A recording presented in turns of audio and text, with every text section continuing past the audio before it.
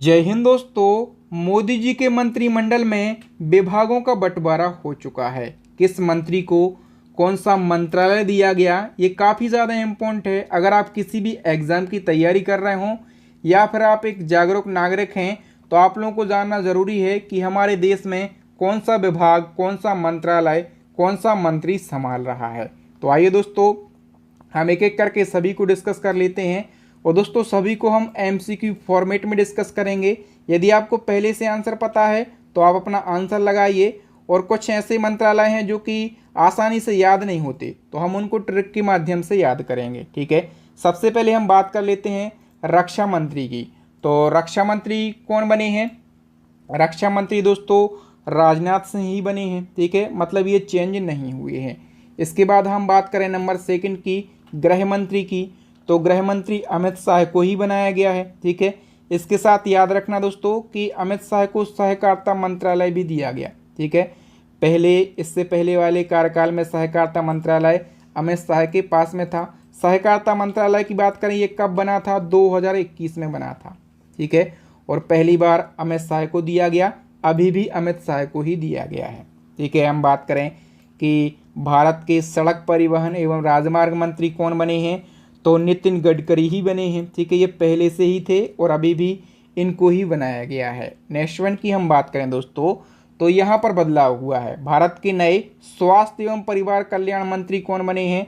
दोस्तों बीजेपी के राष्ट्रीय अध्यक्ष जेपी नड्डा, इनका पूरा नाम है जगत प्रसाद नड्डा, और ये भारत के नए स्वास्थ्य एवं परिवार कल्याण मंत्री बने हैं। पहले कौन थे? तो पहले थे मनसुख मंडाविया। नेक्स्ट वन की बात करें, भारत के नए कृषि एवं किसान कल्याण मंत्री कौन बने हैं? यहाँ पर भी बहुत बड़ा बदलाव हुआ है। मध्य प्रदेश के पूर्व सीएम शिवराज सिंह चौहान को कृषि एवं किसान कल्याण मंत्री बनाया गया है। ठीक है, इससे पहले कौन थे? तो नरेंद्र सिंह तोमर थे। थोड़ी सी डिटेल की हम बात कर लेते हैं दोस्तों। मध्य प्रदेश के पूर्व सीएम और लोकसभा चुनाव 2024 में तीसरी सबसे बड़ी जीत का रिकॉर्ड बनाने वाले शिवराज सिंह चौहान को कृषि और किसान कल्याण मंत्रालय दिया गया, और इसके अलावा इनको ग्रामीण विकास मंत्रालय दिया गया और पंचायती राज मंत्रालय भी दिया गया है। ठीक है, नेक्स्ट वन की हम बात करें दोस्तों, भारत के नए वित्त मंत्री एवं कारपोरेट मामलों के मंत्री कौन बनी हैं? तो ये बनी है दोस्तों निर्मला सीतारमण। ठीक है, ये फिर से बन गई हैं, यहाँ पर कोई बदलाव नहीं हुआ है। हम बात करें विदेश मंत्री की, तो विदेश मंत्री एस जयशंकर को ही बनाया गया है। ठीक है, यहाँ पर भी कोई बदलाव नहीं हुआ। नेक्स्ट है हमारा दोस्तों, भारत के नए ऊर्जा और शहरी विकास मंत्री कौन बने हैं? तो ऊर्जा और शहरी विकास मंत्री जो हैं ये मनोहर लाल खट्टर बने हैं। ठीक है, मनोहर लाल खट्टर कौन है? तो ये हरियाणा के पूर्व सीएम हैं। नेक्स्ट है, भारत के नए भारी उद्योग व स्टील मंत्री कौन बने हैं? करेक्ट आंसर हो जाएगा HD कुमार स्वामी जो हैं, ये भारत के भारी उद्योग और स्टील मंत्री बने हैं। बताइए, भारत के नए वाणिज्य और उद्योग मंत्री कौन बने हैं? करेक्ट आंसर हो जाएगा दोस्तों पीयूष गोयल। नेक्स्ट है, भारत के नए शिक्षा मंत्री कौन बने हैं? तो शिक्षा मंत्री की बात करें, धर्मेंद्र प्रधान भारत के नए शिक्षा मंत्री बन गए हैं। ठीक है, नेक्स्ट है, नए सूक्ष्म लघु और उद्यम मंत्री कौन बने हैं? करेक्ट आंसर हो जाएगा दोस्तों जीतन राम मांझी। ठीक है, और ये किस पार्टी से हैं? तो ये हिंदुस्तान आवास मोर्चा पार्टी से हैं। नेक्स्ट वन की हम बात करें दोस्तों, भारत के नए पंचायती राज मंत्री तथा मत्स्य पालन, पशुपालन और डेयरी मंत्री कौन बने हैं? करेक्ट आंसर हो जाएगा राजू रंजन सिंह। ठीक है, और इनको लल्लन सिंह के नाम से भी जाना जाता है, नीतीश कुमार के बड़े खास हैं। नेक्स्ट क्वेश्चन है, नए बंदरगाह, जहाज रानी और जलमार्ग मंत्री कौन बने हैं? करेक्ट आंसर हो जाएगा दोस्तों सर्बानंद सोनोवाल।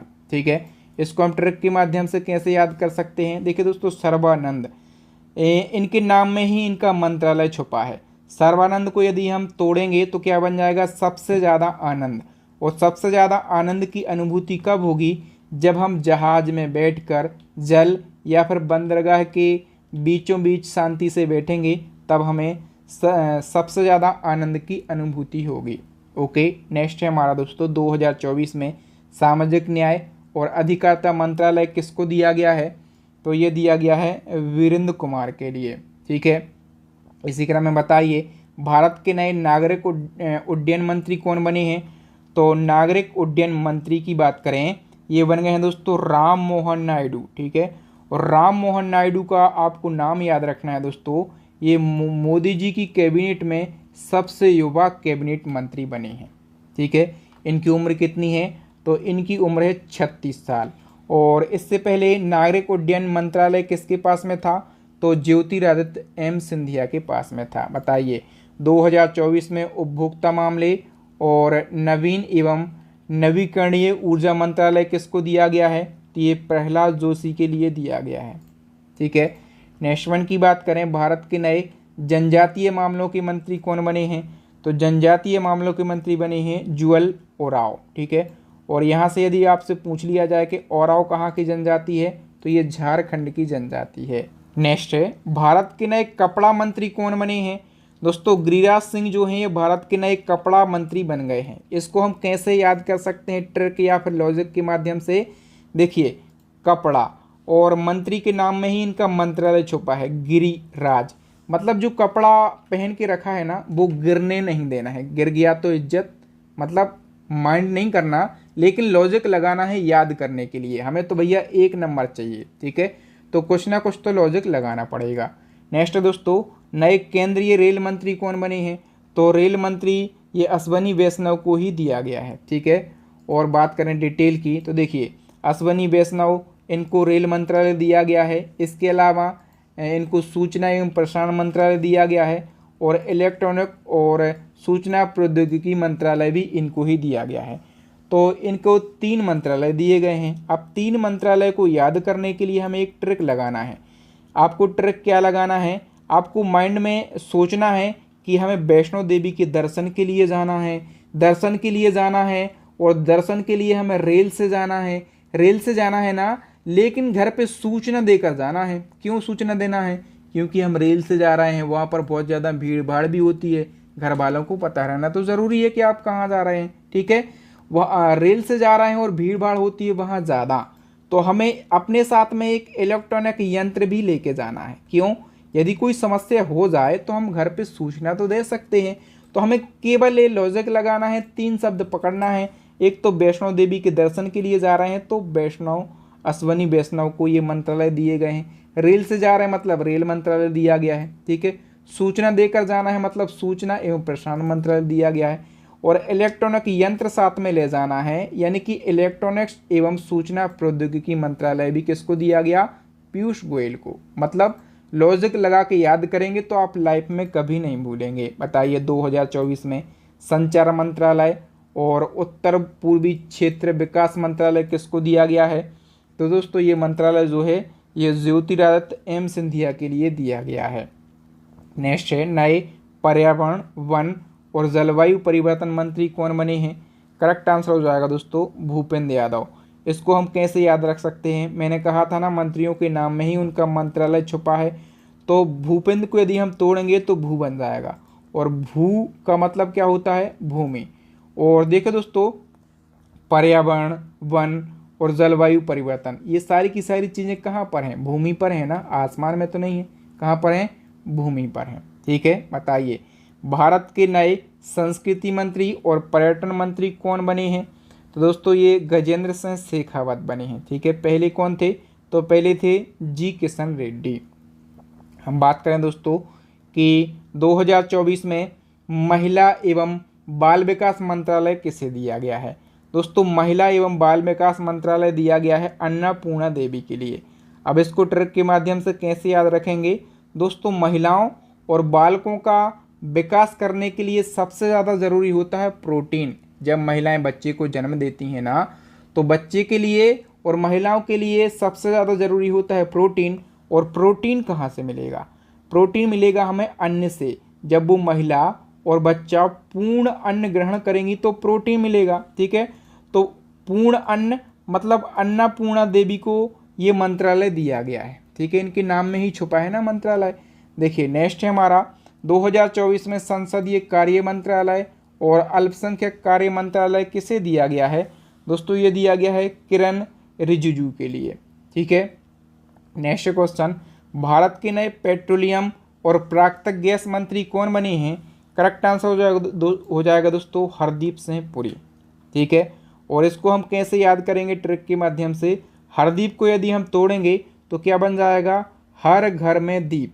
और हर घर में दीपक कब जलते हैं, जब हमारा पेट्रोल सस्ता हो जाएगा और गैस सस्ती हो जाएगी। दाम बढ़ते जा रहे हैं गैस के और पेट्रोल के, नहीं बढ़ते जा रहे, बढ़ रहे हैं। यदि पेट्रोल सस्ता हो जाए और गैस सस्ती हो जाए तो सभी लोग क्या होंगे, खुश होंगे और हर घर में दीप जलाएंगे। नेक्स्ट दोस्तों, नए श्रम और रोजगार मंत्री और युवा मामले और खेल मंत्री कौन बने हैं, करेक्ट आंसर हो जाएगा दोस्तों मनसुख मंडाविया।